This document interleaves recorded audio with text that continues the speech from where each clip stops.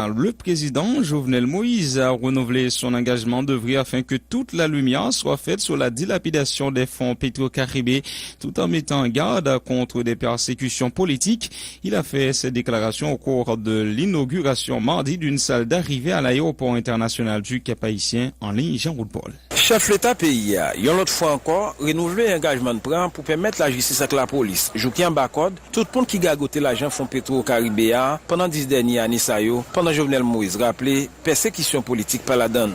Ni partisans tête calée, ni moun dans gouvernement, ni partisans dans opposition, quel que soit moun qui mange l'argent Petro-Caribé dans mauvaises conditions, a bien pour faire face à la justice. C'est ça le président pays a dit, dans un ton bien ferme. Jovenel Moïse. Moi-même, moi connais automatiquement Premier ministre, fin journée, toute institution dans le pays en branle. Institution tant que ILCC. Qui pour le fouiller, j'ai regardé. Comment l'argent l'État a dépensé pendant 10 dernières années. Pour ILCC, fouiller, j'ai regardé. Sous rapport que fait déjà sur le monde qui n'a corruption dans le pays. C'est que l'eau, bon, grand monde, nous avons un proverbe ça. Si vous demandez gombo, vous balayez dans la main. Les anti-corruption, je dis à recommencer.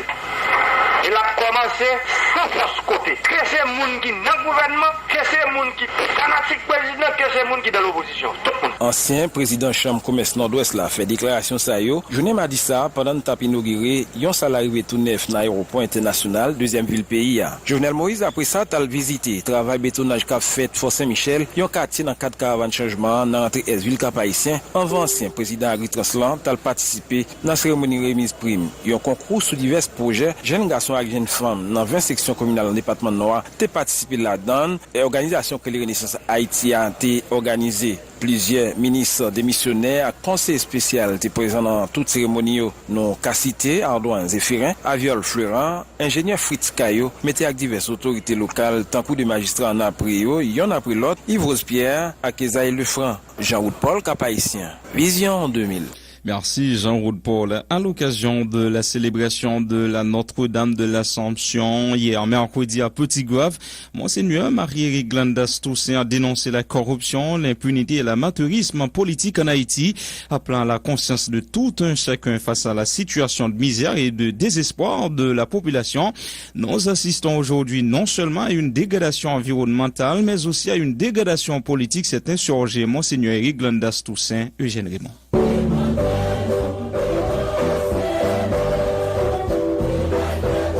Officiel dans le gouvernement, parlementaire, membre commission communale là, autorité civile policière, pèlerine ak pèlerin qui sorti dans diverses zones dans pays fidèle à l'église là, population Tigouave là, célébré fête à Notre-Dame de l'Assomption, mercredi 15 août 2018 là. Dans homélie circonstance li, célébrant principal là, Monseigneur Marie-Éric Glandas Toussaint, fait connaître population haïtienne là, à vivre dans désespoir, la peur mélangée avec misère. Monseigneur Marie-Éric Glandas Toussaint parlait tout de corruption, impunité, mettait sur une politique coup taille, li dit qu'a crasé pays a, li mandé ak peuple haïtien pour prendre conscience devant situation pays a. Si toutefois nous pas prendre conscience, nous fait carré, n'en fait caravane. On a regardé situation qu'a traversé nous dans le pays ça. Nous avons des jours en jour, pays nous, les plonger dans la misère et le désespoir. Qui est-ce mon aujourd'hui qui va angoisser? Qui est-ce mon aujourd'hui qui va avoir inquiétude? Parce que nous ne connaissons pas comment demain à pied. Nous vivons aujourd'hui à tout, pas seulement la dégradation de l'environnement, nous vivons aussi une dégradation politique. L'amateurisme politique, la corruption, tout côté c'est Koutaï. Koutaï, tout côté. Qui ça nous va le faire? Pour nous sortir dans la politique, Koutaï ça, dégradation au niveau de la justice, l'impunité. Nous avons fait salver, on va le juger.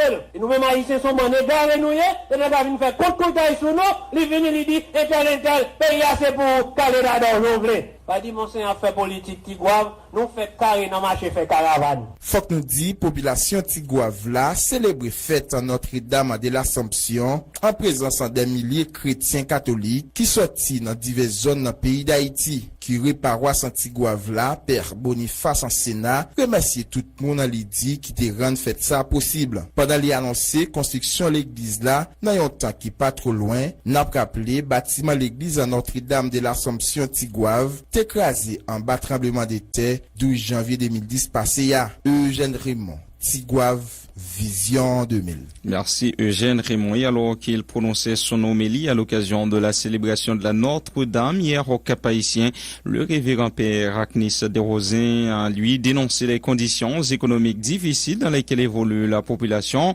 Le religieux a également déploré le manque de solidarité entre les Haïtiens. À noter que cette célébration s'est déroulée en présence du président Jovenel Moïse et d'autres hauts responsables de l'État.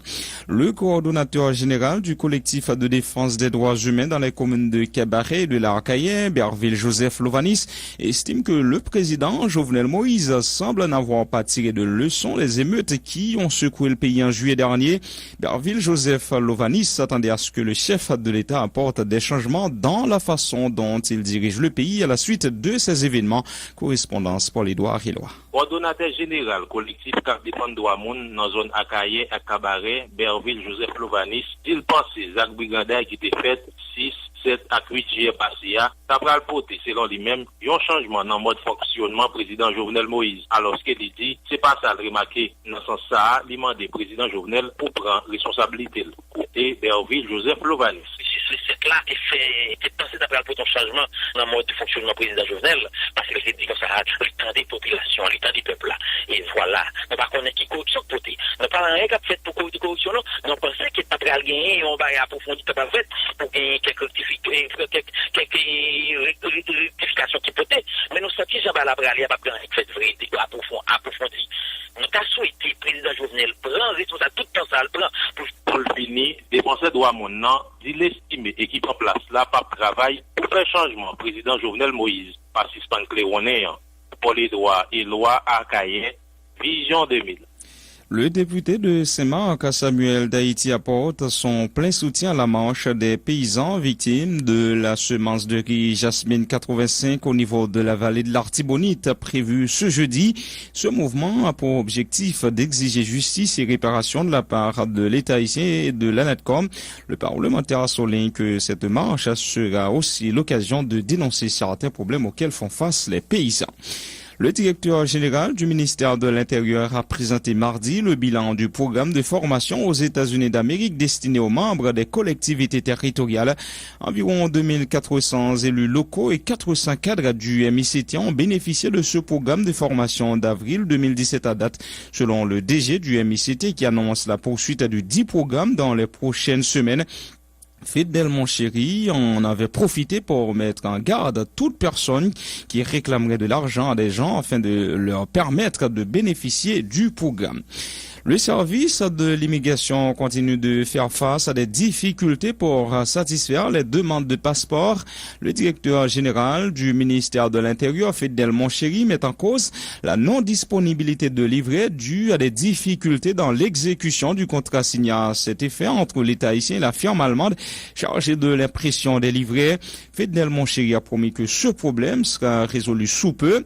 S'agissant du dossier des arriérés de salaire des employés des centres de réception et de livraison des documents d'identité, Fidel Monchéry a laissé entendre que le ministère travaille actuellement afin d'adresser ce problème dans un court délai. Écoutez ces déclarations. Le problème livré à un certain moment, nous t'es résolu totalement. Mais pas oublier que livret c'est pas en Haïti fabriqué. Livret fabriqué en Allemagne. Et avant que vous voyez faire livret il y a un ensemble d'étapes pour nous te franchir. Mais ces étapes qui ont bloqué nous. Comment passation de marché, la Cour supérieure des comptes et compagnie te fait nous ensemble d'exigences pour te réviser ensemble de bagailles parce que et pas oublier que c'est l'Allemagne qui fait document ça. Donc chaque fois compagnie a des exigences et nous t'es obligé voyer en mission deux directeurs, le directeur Lambert et M. John Chuli, pour être chita accompagné en Allemagne pendant 2 semaines, pour résoudre le problème ça. Pour le résoudre, livrer yo dans route et dans un petit temps tout coûte, nous pourrons vider totalement tout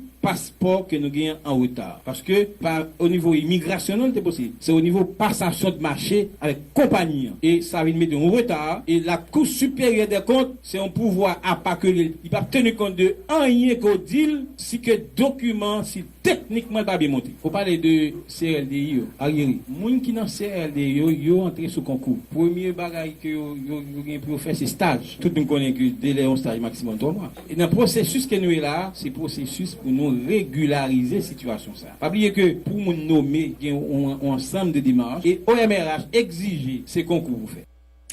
Le syndicat des enseignants de la Gonave salue le bon travail du ministre démissionnaire de l'Éducation nationale, Pierre-Josué Agénor-Cadet, et demande au président de la République et au premier ministre nommé de le garder à son poste. Correspondance à Wilmon Victor. Syndicat enseignant la Gonave SEG mandé président Jovenel Moïse pour reconduire Pierre-Josué Agénor-Cadet comme ministre éducation nationale dans le gouvernement qui parle monter. Dans un point de presse, yo bay matin mercredi 15 août 2018 là, syndicat enseignant la Gonave dit yo prend position ça par rapport à bon travail yo dit ministre éducation nationale démissionnaire t'a fait dans le système éducatif haïtien. Fed José, c'est porte-parole syndicat enseignant la Gonave.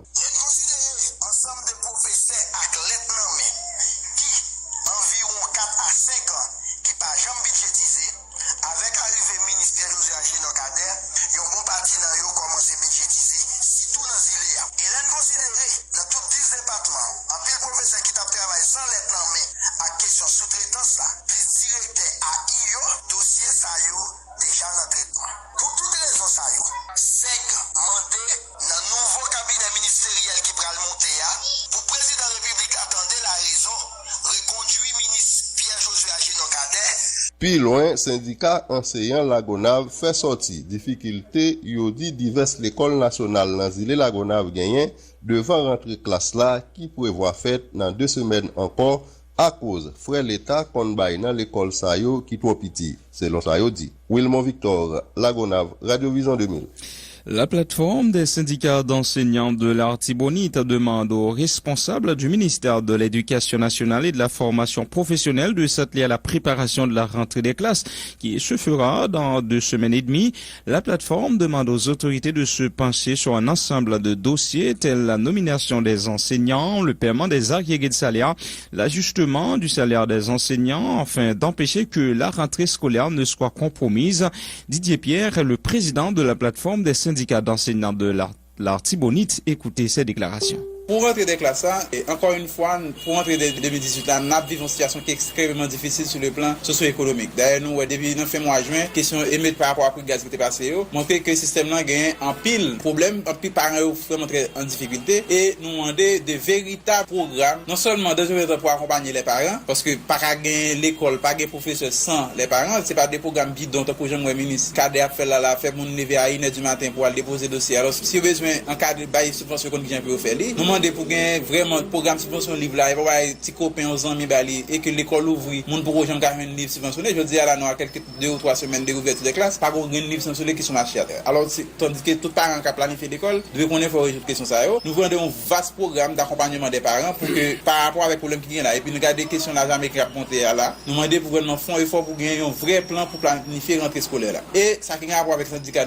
enseignants yo, donc il est clair que nous a ouvrir l'école là sous fond de revendications insatisfaites. Année dernière l'école là fermé, nous fait l'école là environ 5000 enseignants en poste, suivant chiffre ministre santé bail et pas gagner 1000 là-dedans qui nous. Et l'état doit accompagner l'école privée pour mettre que aux jeunes enseignants de secteur public. Et 14e mois ça il pas doit à la simple volonté d'un président. Il pas doit à la simple volonté d'un gouvernement. Il doit dans budget et que employé a connaît que rentrer des classes ça va être très difficile pour faire face avec l'effort qu'il faut que l'état prenne des mesures pour lui. Ça fait nous dénoncer question démagogie 100% et c'est 14e mois sans retirer un goutte sur quantité environ 85 000 qui n'a fonction publique. Et n'a demandé tout, c'est pas seulement les employés qui budgétisent et alors monde qui n'a employé fonctionnaires mais les contractuels aussi. Il y a plus que 4000 contractuels qui dans certains très difficile, ils pas toucher à temps, mais nous demander pour que mesure ça est capable joindre tout pour avancer parce que et dans cas ça et nous tout dit gouvernement tout l'école là va l'ouvrir. Il gagne jusqu'à 3-4 semaines pour répondre à ensemble de revendications. Revendications qui ont rapport avec nomination enseignants, revendications qui ont rapport avec 14e mois, revendications qui ont rapport avec arriérés de salaire. N'a gain grille salariale là qui est extrêmement important pour nous. Et l'éclair tout gouvernement doit envisager dans le budget 2019 là une augmentation de plus de 50% de salaire des enseignants. Et sans nous pas gagner tout ça, eh bien l'école ça va l'ouvrir à son simple opération ouvert fermé qui va le faire. Et puis quelques informations, bref, avant d'observer la deuxième pause en ce journal, un conseil décanal intérimaire va être placé aux commandes de la faculté d'ethnologie dysfonctionnelle depuis plus d'1 an. Il est constitué des professeurs Claude Mann, doyen AI, Jean-Mozart Ferron, coordonnateur des activités académiques, alors que Joseph Faublas se chargera des questions administratives. Cette décision a été prise suite à un congé d'études accordé au doyen de la dite faculté, le professeur Jean Yvelot, pour qu'il finalise sa thèse de doctorat, informe le conseil de l'université, soulignant que le vice-doyen Robert Moïse est toujours convalescent. Et à noter que toutes les activités sont paralysées depuis juin 2017 à la faculté d'ethnologie suite aux incidents impliquant le doyen Jean Yvelot, accusé d'avoir roulé son véhicule sur un étudiant qui a été expulsé de la faculté.